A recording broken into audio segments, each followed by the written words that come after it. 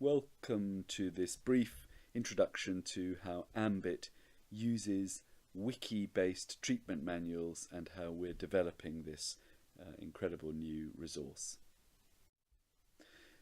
Treatment manuals are a necessary part of what we do in developing new treatments. They've been around for a very long time, ways of telling people what to do and how to do it. The web offers us an incredible new resource, ways of connecting information that have never been possible before, and embedded in that, demonstrating through video and inviting communities of workers trying this work out to get into discussions about what works and how it can be made to work.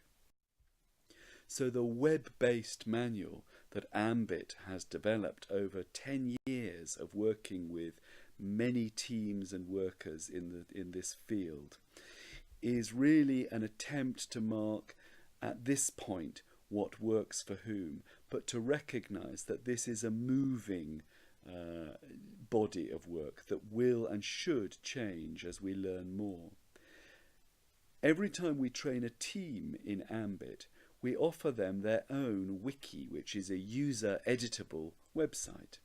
And all of the material that we've learned to date is included in that wiki. And every team that we train gets the same basic setup, their own wiki with their own version of all of our content. And this is what we call the community of practice across the AMBIT community. Now, when new evidence arrives and is incorporated into the AMBIT manual, this is automatically pushed out to all the other manuals. And so far, that's no different really from any web-based manual.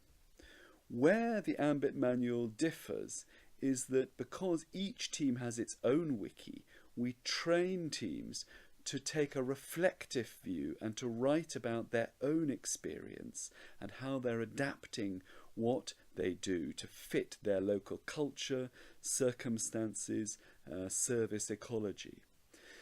Other teams can see what each other are writing about, and it may be that an innovation in practice that emerges in one team is relevant and can be easily cloned and then readapted and customized in local teams. If this has sufficiently robust evidence, it can be drawn down into the main manual, and at that point it can be disseminated and pushed out to all the other teams.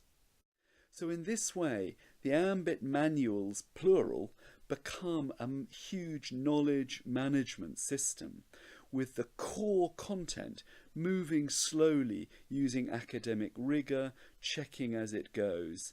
But the local teams, which are having to adapt anyway to local circumstances, local demands, and the kinds of adaptations that we know in the field are necessary, are bringing a whole new area so that we can blend evidence-based practice at the base with this much more lively practice-based evidence on the street where it is being actually applied.